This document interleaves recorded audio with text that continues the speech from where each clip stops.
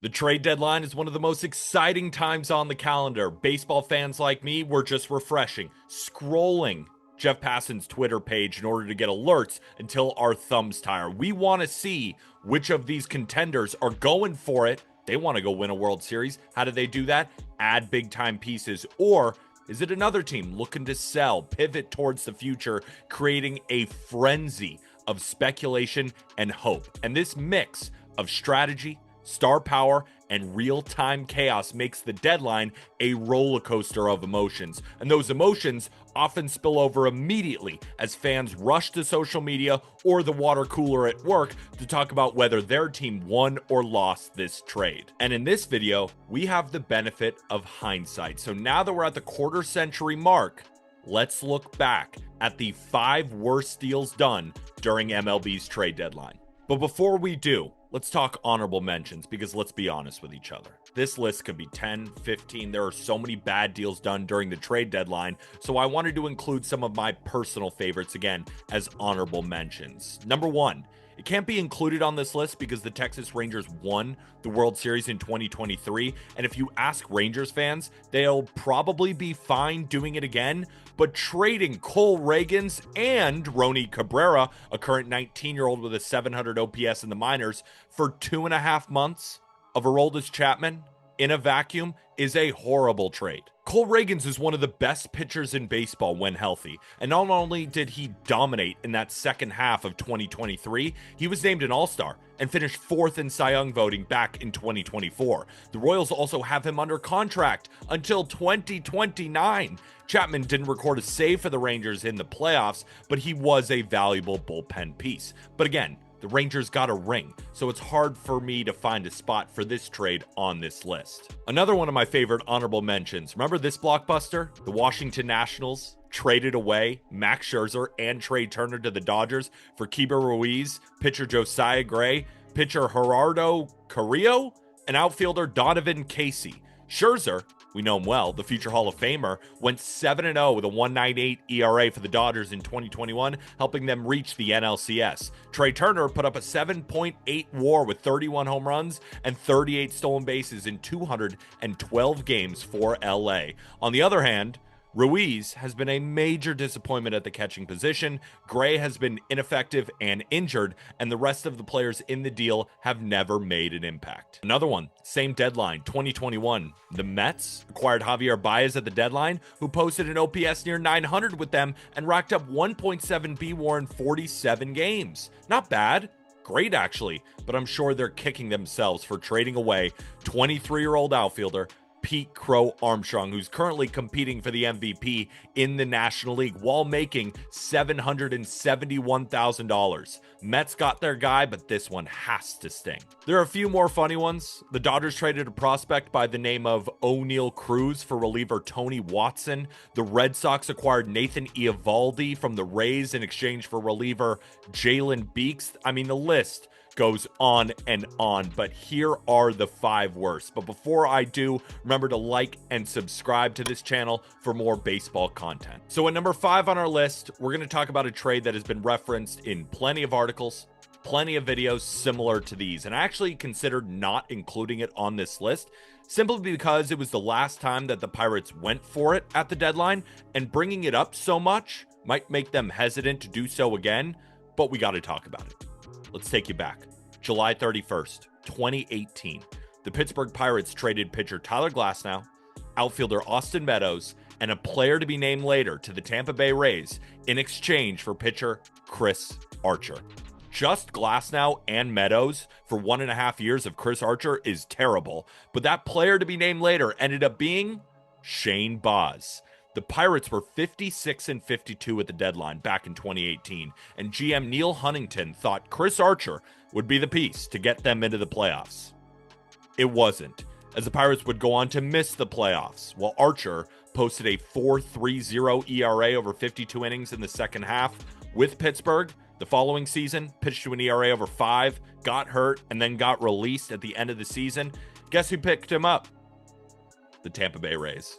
Tyler Glasnow was the headliner of the deal, and he was actually better with Tampa in that second half of 2018 than Archer was with the Pirates, and then went on to just dominate hitters whenever he was healthy, pitching to a 3.20 ERA over 388 innings for Tampa.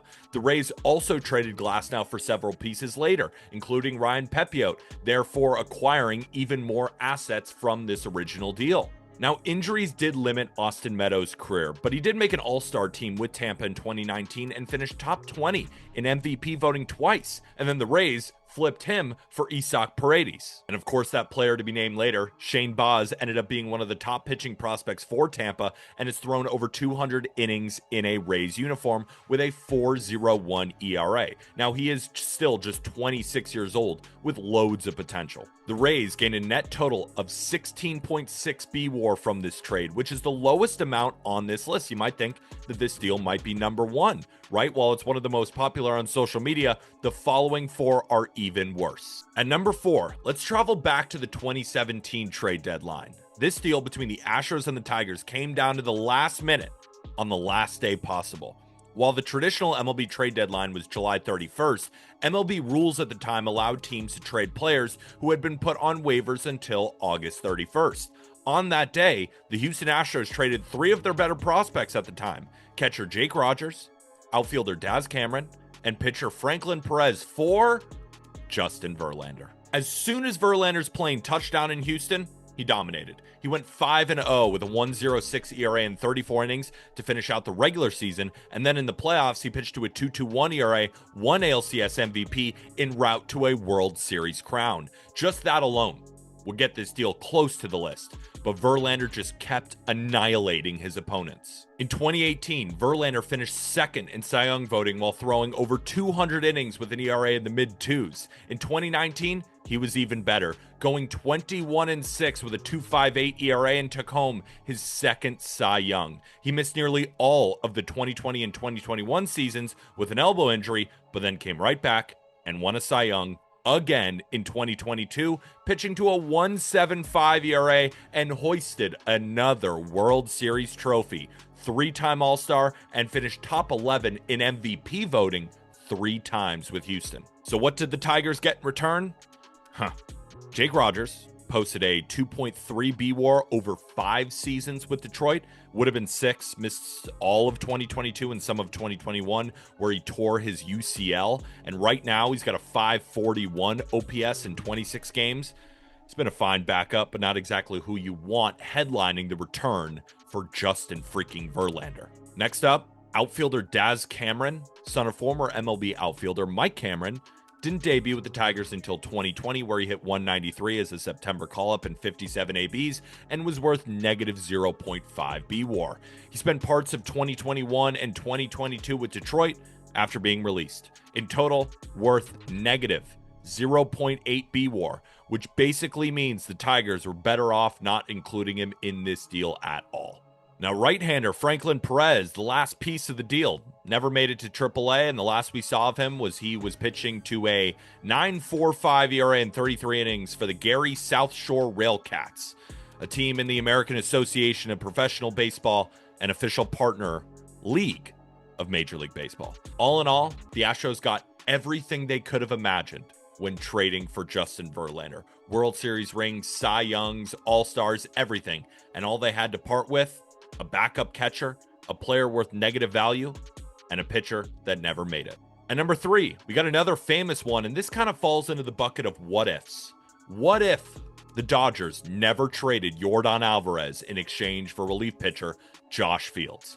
Well, they did. That's the point of this video. We have hindsight, right? As this is one of the worst deadline deals in the 21st century, and if Yordan Alvarez continues the pace that he's currently on, it might go down as one of the worst trades ever, regardless of whether it was in the offseason or the deadline in all of baseball history. And it gets even worse when you find out how the negotiations went down. The Astros GM at the time, Jeff Luhnow, was looking for a young prospect basically with just a beating heart, as Josh Fields, the reliever that he was trying to trade, had posted a 6.89 ERA in 15 innings for the Astros by the time the deadline came around in 2016. Andy McCullough detailed the move for the LA Times, saying Luhnow asked Farhan Zaidi for Alvarez, the Cuban, Farhan Zaidi, the GM of the Dodgers, said, "No way.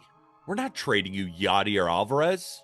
Yadier Alvarez? Who's Yadier Alvarez? Well, Yadier Alvarez was a sought-after international free agent at the time who cost the Dodgers $16 million to acquire, while Yordan Alvarez cost them just $2 million.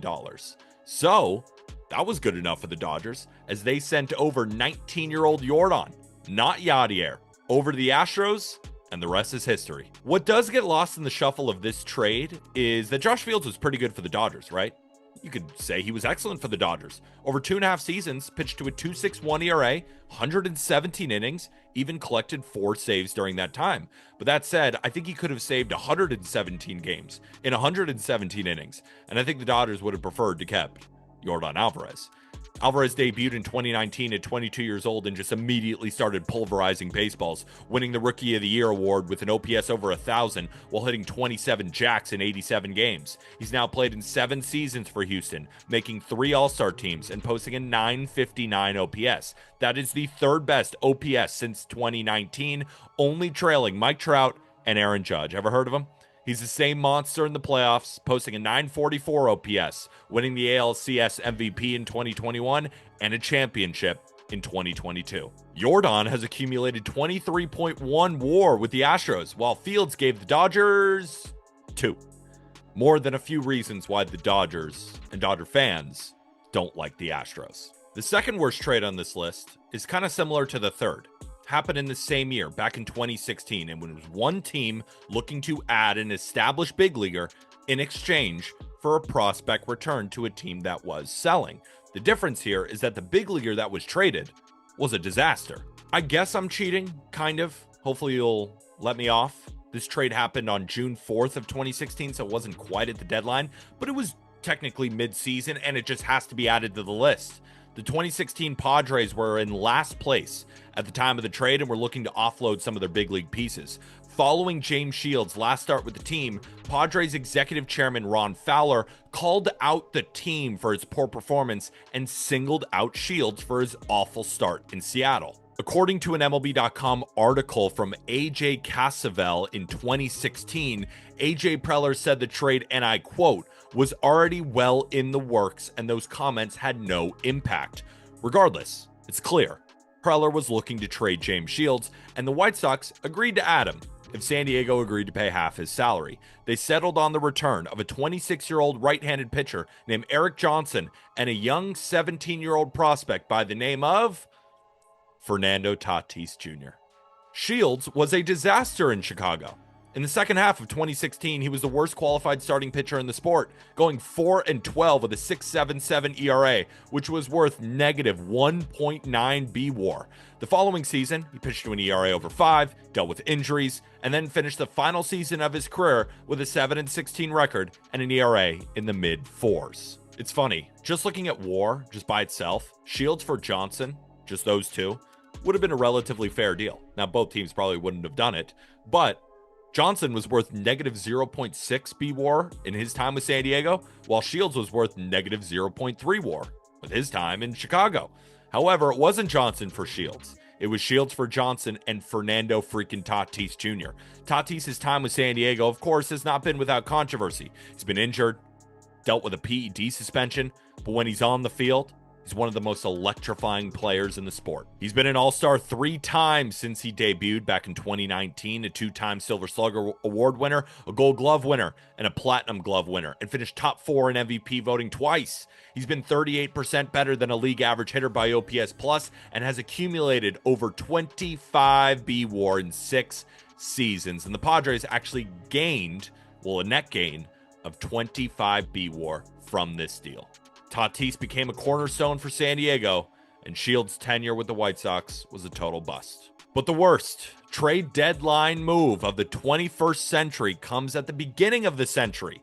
Let's travel back to the 2002 trade deadline. The Montreal Expos were sold in 2002 to Major League Baseball, as owner Jeffrey Loria used those funds to purchase the Marlins from John Henry, who had acquired the Red Sox. Now, the reason I just told you that is to paint a picture to show how the Expos should have been in disarray, as most teams would when you're literally sold not even to a real owner, but to Major League Baseball. but they were surprisingly in the playoff hunt as the deadline approached. The Expos front office, they believed if we can make the playoffs here, we can secure a new stadium, just like the Mariners did back in 1995. So the GM of the Expos, Omar Minaya, remember him, went after Bartolo Colon and thought, this guy, I know he's a free agent at the end of the season, but he's the missing piece to get us into the playoffs. Not only did the Expos miss the playoffs, but Colon left after that season and actually won a Cy Young with the Angels a few years later. But that's not why this trade was horrendous. It was because of who they gave up.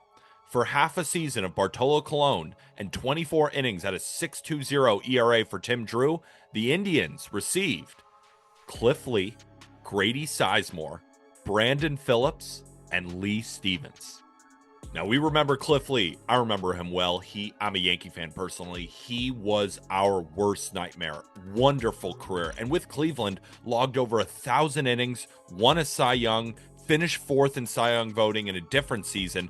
Grady Sizemore, remember him? He was a dog. 3-time All-Star with Cleveland, finished top 12 in MVP voting 3 times, and won 2 Gold Gloves. Now, Brandon Phillips didn't make much of an impact, but we all remember him. Went on to have a sparkling career, plenty of highlights, winning 4 Gold Gloves, making 3 All-Star teams, and then Lee Stevens never really made much of an impact because that actually season in 2002 was his last before retiring. The Indians saw a net gain of 41.7 BWAR, by far the highest on this list. To put that in perspective, Xander Bogaerts currently has a 41.7 BWAR for his career, and that's higher than guys like Juan Soto, Corey Seager, Zach Wheeler, and more. So that's my list, and I'm sticking to it. Did I miss any? Let me know in the comment section below, and feel free to fill up the comments with your favorite bad deadline deals. Or if you remember any good ones, any sneaky good ones, I'd love to read through those in the comment section below, and be sure to like,